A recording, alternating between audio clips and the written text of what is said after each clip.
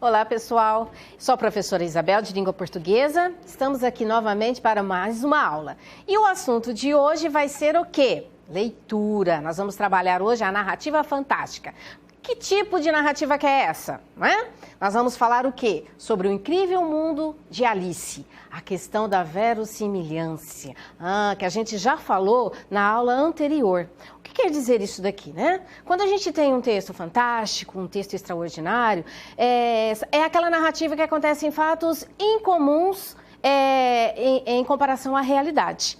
Então, é necessário que haja nesse texto a questão da verossimilhança. Porque precisa-se acreditar que aquilo que está sendo narrado é verdadeiro, senão o leitor não consegue entrar na história. Então vamos ver que incrível mundo de Alice que é esse. Então, resumidamente, a história é a seguinte. Numa tarde de verão, Alice estava sentada com sua irmã à beira de um riacho próximo de sua casa, quando viu um coelho branco. Não havia nada de muito especial nisso, mas o coelho trajava um colete, do qual tirou um relógio. Aqui a gente já observa um fato em comum. Coelho usa colete? Menos ainda relógio, né? E esse coelho murmurando que ia chegar muito atrasado. Coelho fala? Também não. Curiosa, a menina o seguiu, enfiando-se atrás dele numa toca enorme, debaixo de uma moita. A toca dava em um poço muito fundo. Foi uma queda muito, muito longa.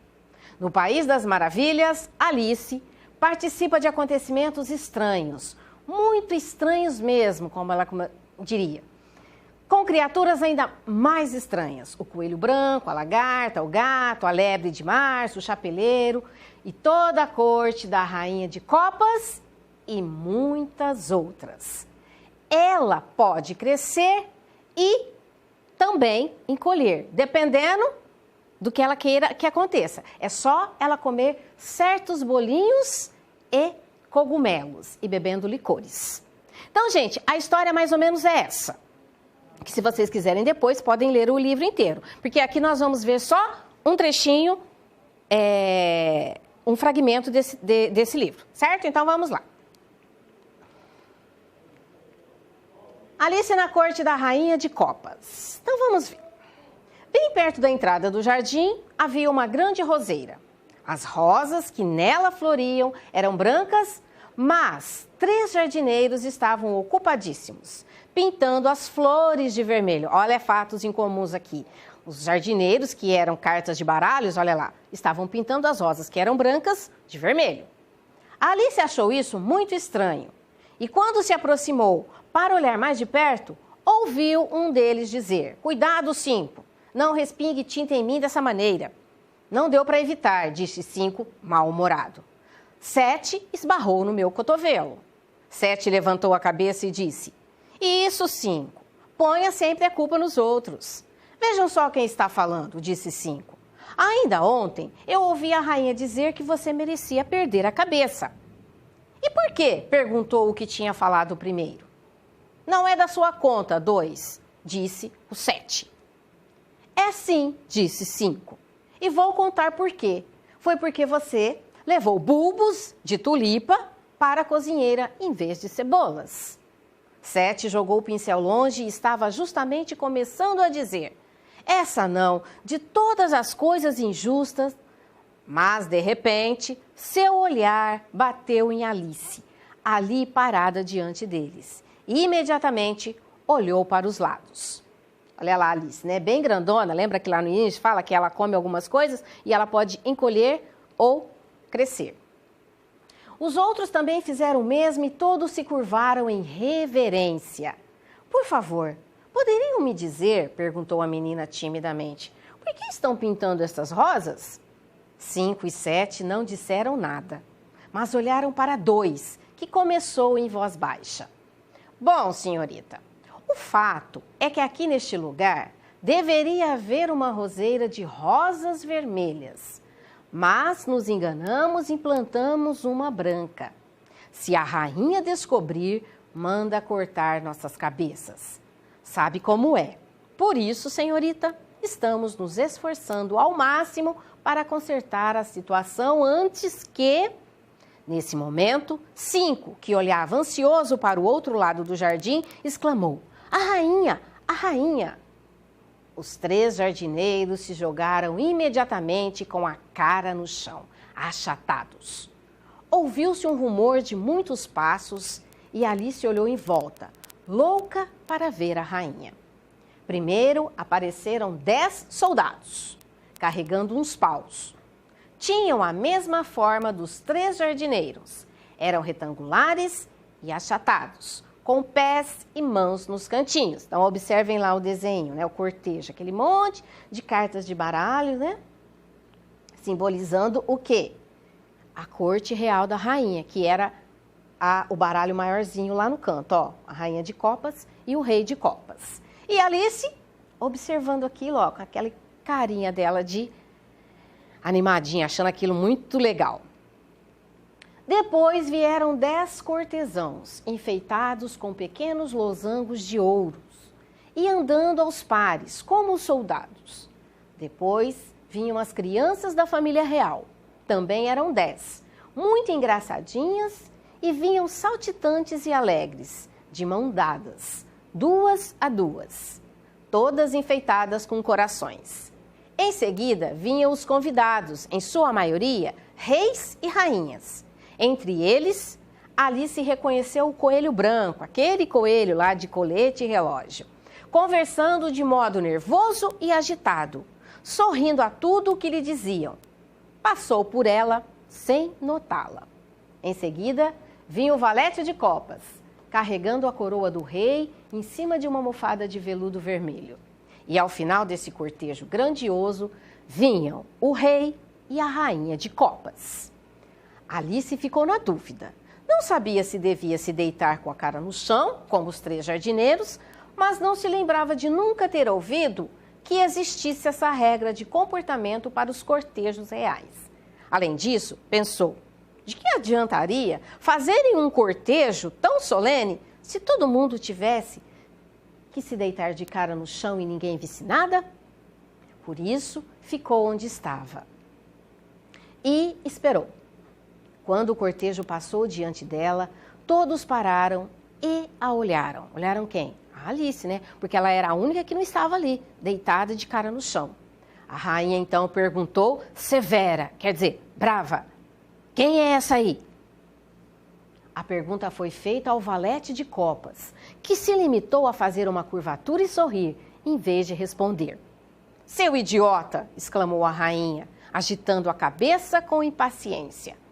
Virando-se para Alice, perguntou: "Qual é o seu nome, criança?" "Meu nome é Alice, para servi-la, majestade", respondeu ela, muito educadinha.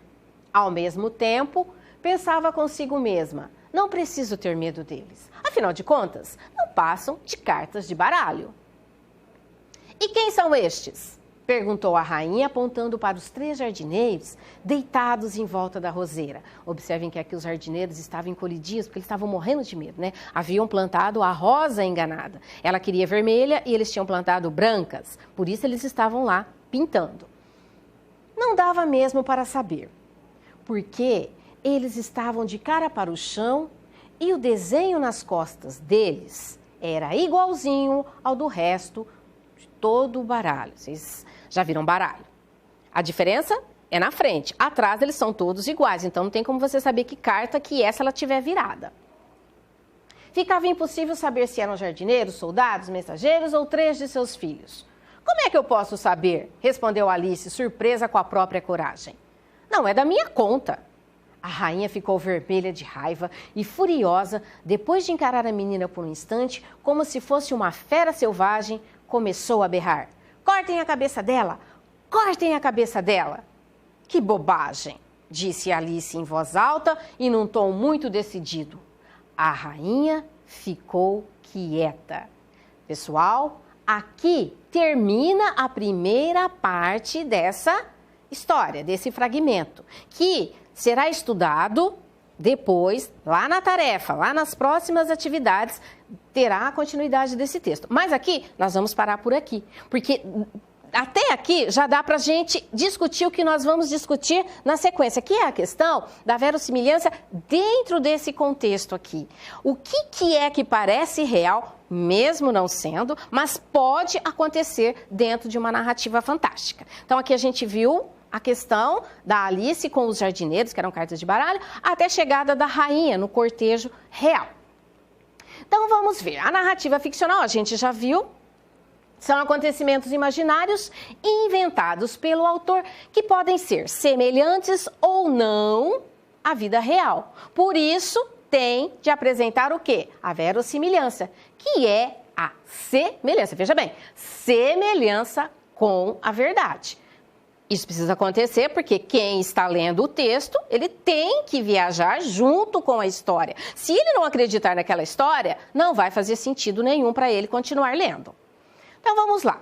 Não cabe discutir então se uma obra de ficção narra acontecimentos falsos ou verdadeiros. Sabe por quê, gente? Vamos analisar aqui a Emília e o Sabugo de Milho Visconde, lá do Monteiro Lobato. O Monteiro Lobato mente? A gente não pode falar que ele mente, que ele estaria faltando com a verdade. Mas ele criou e deu vida a quem? A Emília, que era uma boneca, e ao Sabugo de Milho, que além de ter vida, se transformou em um cientista. Então aqui é uma narrativa fantástica. Isso pode acontecer. E para nós soa como real, como verdadeiro, porque a gente consegue entrar na história e viver esse mundo imaginário lá do Monteiro Lobato. Então só para vocês entenderem. Então é a questão da verossimilhança. Há dois tipos de verossimilhança que a gente vai estudar aqui. A primeira, a verossimilhança externa, que é a semelhança entre o mundo ficcional, né, aquele da história lá, todo cheio de fantasias, de imaginação, e o mundo real, que é o conhecido pelo leitor. E isso é chamado de verossimilhança externa. Semelhança entre o mundo ficcional, aquele lá que não é real, com o mundo real que já é conhecido pelo leitor. E a verossimilhança interna, o que ela vem a ser? Coerência e coesão entre os diversos elementos da narrativa. A impressão de verdade está relacionada às convenções do gênero literário. Então, se eu leio aquela história fantástica igual a da Alice, eu consigo imaginar tudo aquilo lá como sendo real. E então, nesse caso, nós vamos chamar de verossimilhança interna. É dentro daquele contexto, o que está acontecendo ali, a gente pode considerar como real, como verdadeiro, apesar de não ser. Então, chamamos de fantástica a narrativa que, embora não tenha verossimilhança externa, que é o que nós conhecemos no real, que o que de fato acontece, mas possui verossimilhança interna. Então, dentro daquele contexto, aquilo que acontece ali, a gente consegue entender como, naquele momento, ser real, ser verdadeiro. Então, vamos praticar, gente. Olha só. O livro de Lewis Carroll, que é o autor do texto da Alice no País das Maravilhas, é considerado uma das obras mais importantes da literatura fantástica, extraordinária. O próprio autor sugere, no título, que o livro possui elementos estranhos, insólitos, ou seja, incomuns. Explique como essa sugestão é feita no título. Então, nós vamos analisar aqui o título e já imaginar que a história é uma história fantástica. Como? Olha lá, no título, o nome dado ao lugar, País das Maravilhas, já sugere o quê? Que é um país maravilhoso, cheio de coisas extraordinárias. Situa as aventuras de Alice num mundo extraordinário, mágico e fora do comum. Não faz parte da nossa realidade, mas dentro do contexto é tudo muito real. Segundo, apesar de serem fantásticos, os acontecimentos narrados no capítulo Alice na Corte da Rainha de Copas possuem uma significação simbólica, isto é, representam tipos e comportamentos humanos muito frequentes na vida real. Apesar de as personagens não serem reais, as atitudes delas muitas vezes são atitudes das pessoas reais do nosso mundo. Que tipo de governante a Rainha de Copas representa? Olha lá, ela é uma rainha severa, então ela representa o quê? As autoridades despósticas, ou seja, tiranas, malvadas e arbitrárias, que As atitudes, elas não têm regras, elas não respeitam nada, elas agem por conta delas, interesses pessoais, cujas decisões são motivadas apenas pelo interesse pessoal, pelo capricho e pelo humor. Seu poder absoluto não é controlado por leis, olha lá, por isso que é arbitrário. E sua autoridade se sustenta pelo terror, ou seja, ela não é respeitada, né? Ela impõe terror para que as pessoas a respeitem, mas na verdade eles não têm respeito nenhum por ela. A rainha de copas consegue despertar o respeito, o afeto de seus súditos?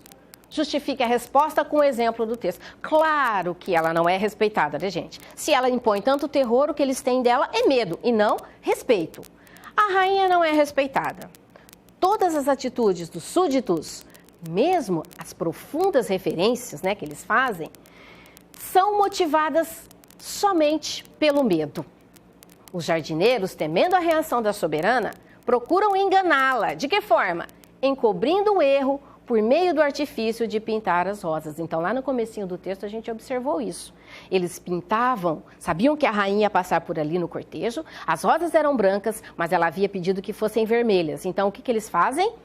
Eles as pintam de vermelho, né? Pega a tinta e começa a pintar. Isso na vida real acontece? Não, não acontece. Mas lá no nosso texto pode. Por quê? Porque é um texto, uma narrativa fantástica, extraordinária. Tudo pode acontecer.